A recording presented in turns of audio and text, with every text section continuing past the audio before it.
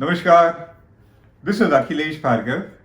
Welcome to Tit-Bits on Business and Finance with me. Despite the government's denial and doctoring of statistics, the fact remains is that India's growth had been receding quarter after quarter consistently now for 8 quarters. And this consistent dip in growth in every quarter has been most visible in the financial year 2019-20.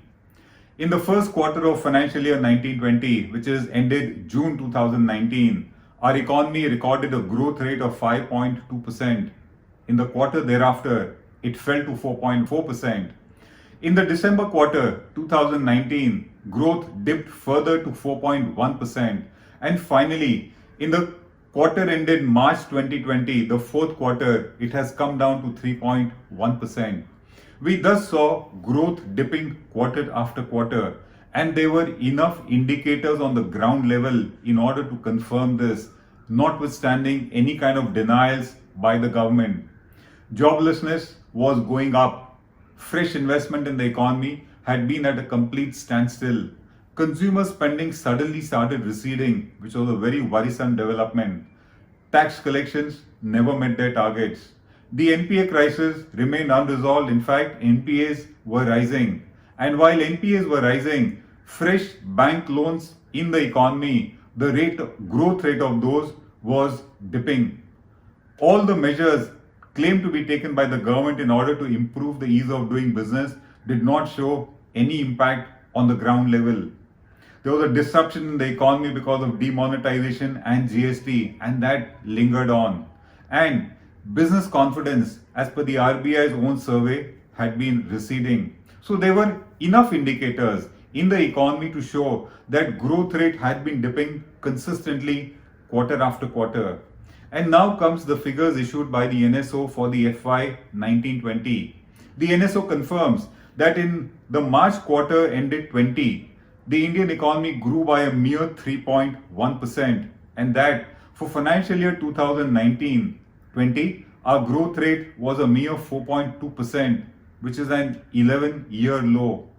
During this period, India's fiscal deficit shot up to 4.6%. It was estimated at 3.8%, and because of that, the overspending of the government had been to the tune of 9.35 lakh crores. All macros showing a deteriorating state. And these are the figures issued by the NSO as per the available estimates. They are expected to change because the NSO said that a lot of entities had not yet been able to file their financial returns on the basis of which this data is compiled. In fact, in the last year, it had been noticed that every time after any kind of a figure was announced by the NSO, they were revised, and generally the revise was a lesser figure. Thus, these are the figures that have come from the NSO, and this trend of 2019-20, which is deteriorating macros, continues in this financial year. In April 2020, and that's primarily because of the lockdown, the core sector, which consists of 8 core industries, showed a dip of 38%. And this dip of 38% has been led by a dip in the growth in cement production and steel production, almost by 85% each. All other sectors in the core sector, which is oil, gas, refinery, fertilizers, steel, etc., they have all witnessed a dip in their growth rates. They're all in negative territory. Apart from the core sector, the manufacturing sector has also receded. So has been the case with the service sector. So has been the case with the construction sector. And most importantly and worrisomely, tax collections because of this slowdown have dipped by 70% in April 2020, and exports and imports of the country have also dipped by about 60%. Thus, this train of slowdown continues to catch pace in this financial year also. And because of that, financial year 2021 is expected to be a year of negative growth rate for India. A very shocking happening, but a negative growth rate. Goldman Sachs says that for the quarter ended June 2020, our economy will contract by 45%, and the year will end with a negative growth rate of 5%. Even the Reserve Bank now agrees that FY21 India will witness a negative growth rate, even though the Reserve Bank does not estimate the figure. But the likes of Goldman Sachs, Care, Chrysler, etc. are all in unison, and the ballpark figure seems to be a contraction in India's economy by about 5% in the current financial year. In other words, recession is on. So, what is the larger picture about the Indian economy, which is clearly evident from these figures? The first one, of course, is that there has been a very visible and continued slowdown in India's growth rate. It is the government which, for very clear political reasons, chose to deny this slowdown, but it was evident.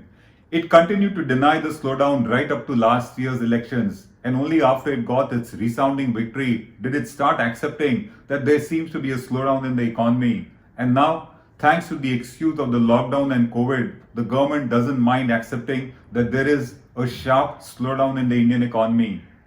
And because its acceptance was slow, delayed, and because it was in a state of denial, all the measures that it took in order to resuscitate and revive the economic growth were delayed. They were cosmetic, they were founded on denial, and thus they were not very effective. And what are the measures that we are talking about?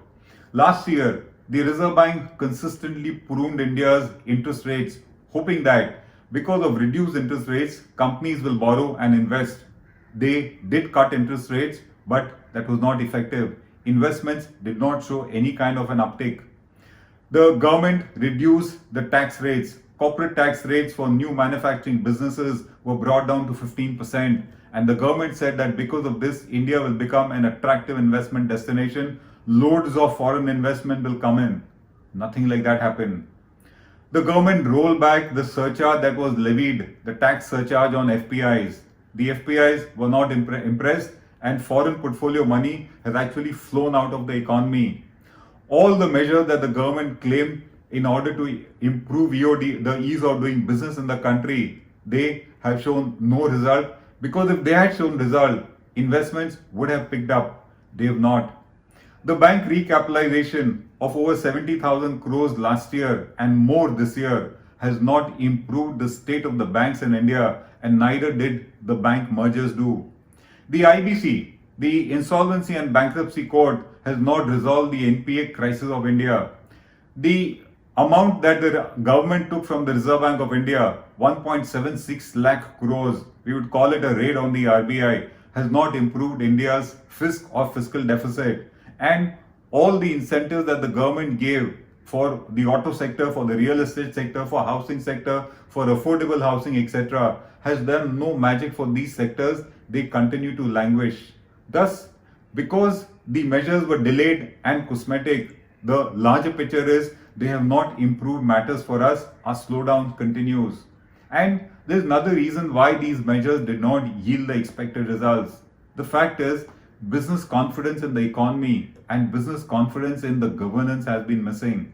It is not just domestic investors who do not have confidence in governance today, but even the foreign investors do not have that. So, despite the government trying to make India an attractive investment destination, they have not bitten the bullet. Investments continue to languish, and because of that, there has been no visible increase in the growth rate of bank loans in the economy. And all this is finally reflected in the increasing joblessness in the country, the increasing unemployment, the dipping household incomes, and the receding consumer demand, because of which today we are officially into a recession. The real picture is that India is not yet prepared to take advantage of any emerging global opportunities that come by, such that India can attract more investment and more business to it. We missed the bus in 2018-19 when a lot of companies wanted to shift out of China because of the Trump-China trade war. They went to Bangladesh, they went to Thailand, they went to Vietnam, they went to Philippines, they went to Mexico, they went to Indonesia. They did not come to India. We are actually not prepared for it. And because of that, even now, when this similar opportunity has now come for many companies to shift their manufacturing bases out of China, India doesn't seem to be a front runner for it. The reality is, as a nation, we need it, but we are not yet prepared for it. And because of that, even after the lockdown is lifted, because of our economic fundamentals being weak, our revival is not going to be V-shaped. At the best, it will be a small sloping revival, for the simple reason, as we said, we are not yet prepared for it. This is Akhilesh Bhargava signing off till we meet again. Namaskar.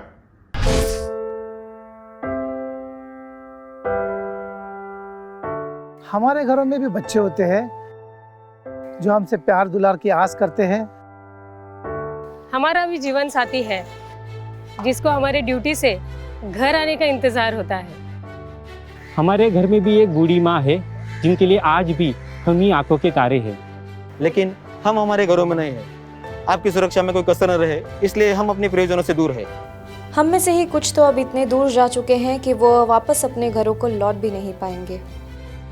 हमें गर्व है कि हमारे कंधों पे मुंबई शहर के नागरिकों की सुरक्षा की जिम्मेदारी है।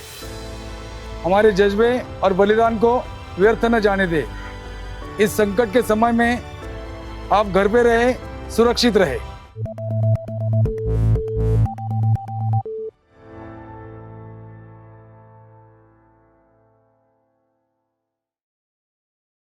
Now be the first to know about the latest updates on our new news app. Go on your Android or iOS, search for HW News Network. Download our app, choose the language you prefer to get updates in, and be up to date with the latest news. If you like this video, please share it, and we would love to hear your comments in the comments section down here. Also, please do like our Facebook page and follow us on Twitter to get minute-to-minute news updates. For more such shows and videos, well, subscribe to our YouTube channel.